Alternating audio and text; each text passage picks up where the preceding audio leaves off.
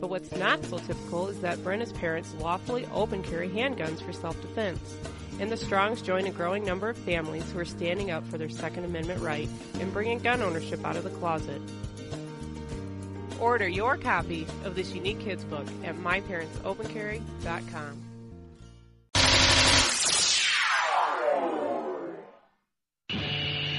It's a bumpy ride through the political jungle with Nate and Brian.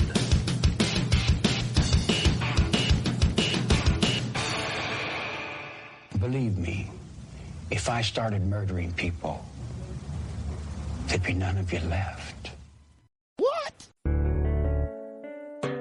Whenever I'm feeling a little down under, I can always count on Nate and Brian for their interesting perspective on topics important to freedom and civil rights by listening to the At Odds Show.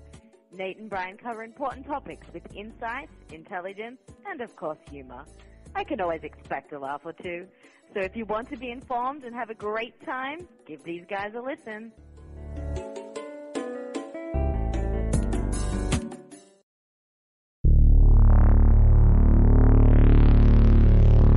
At Odds.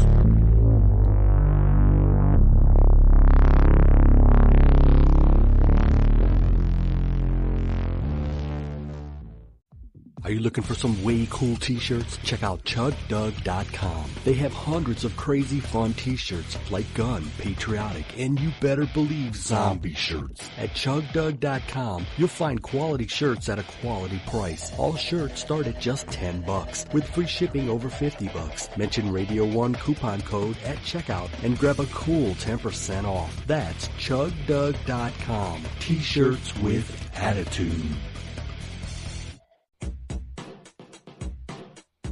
The At Odds Show with the greatest political talk show hosts in history, Nate and Brian. And it's sad that they actually believe that. So give a listen because the delusional need love too.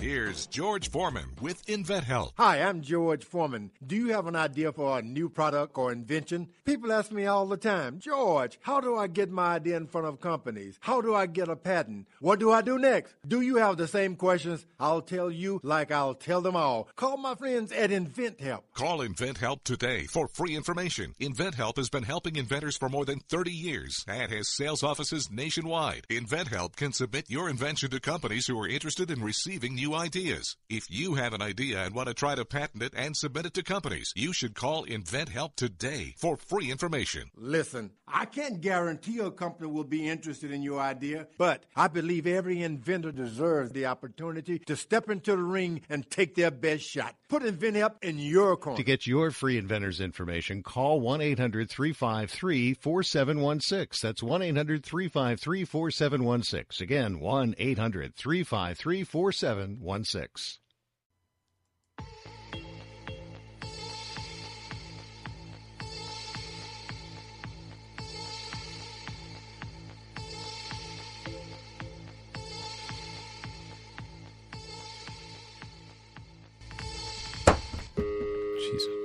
I did not break the law. That's what I say every time I'm stopped. Actually, I guarantee that's not true because there's a book about it, right? Or something. It's impossible to not break the law. Yeah, 3 felonies a day. Yeah. You're listening to the At Odds Show. I'm Nate. That's Brian. AtOddsShow.com. Facebook.com/AtOddsShow. At Odds Show. I already said that. Yeah. Question of the week. Of the week. There. I know you wish it were monthly. I finished my scotch during the break, Yes, you did. Oh, I just filled mine. All right, who was the first president to travel underwater in a submarine, all right?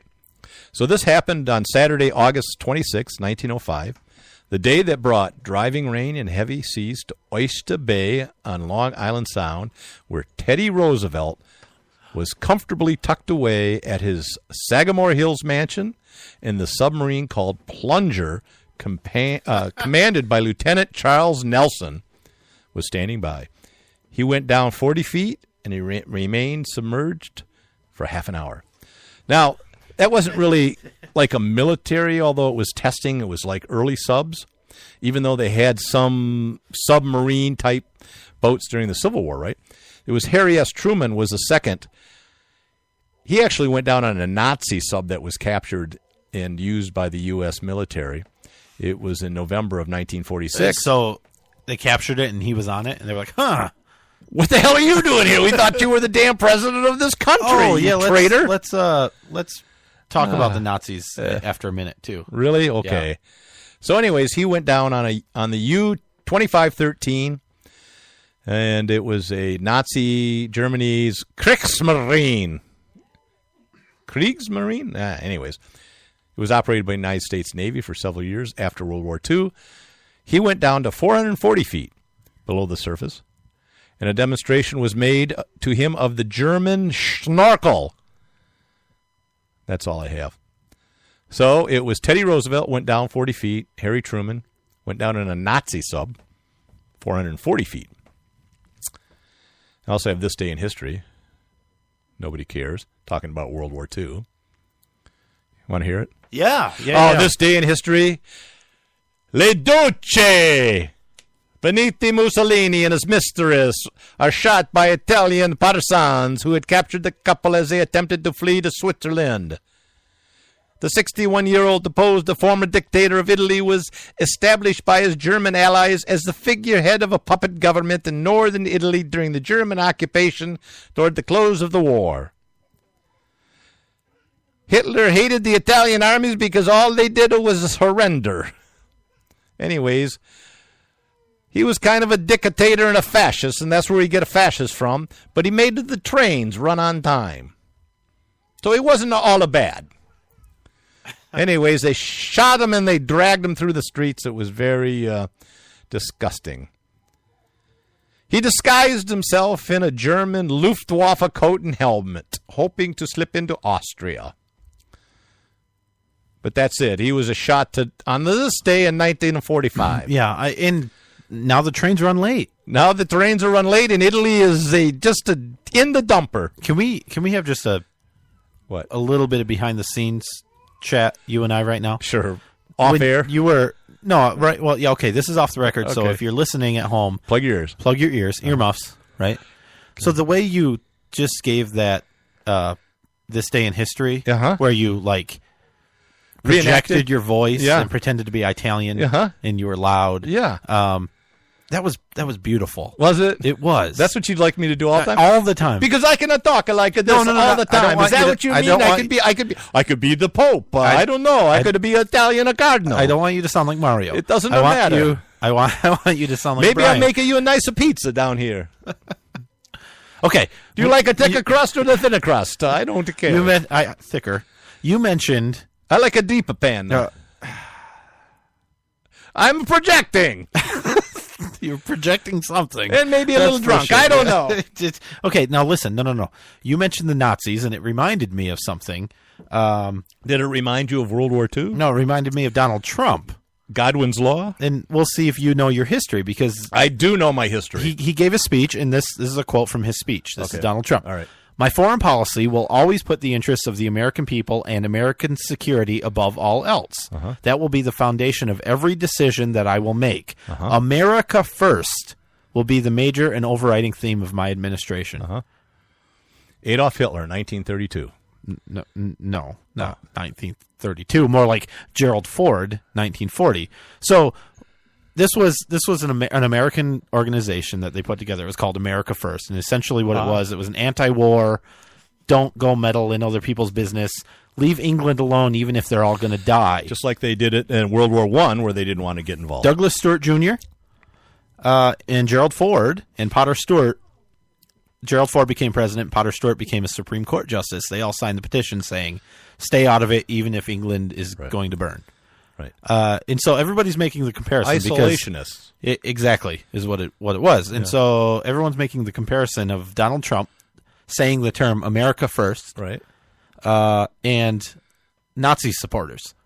Because that's what people branded that organization as, right? Yeah. When really it wasn't necessarily that. There may have been a flavor of that, but it was more of a let's not get involved in this.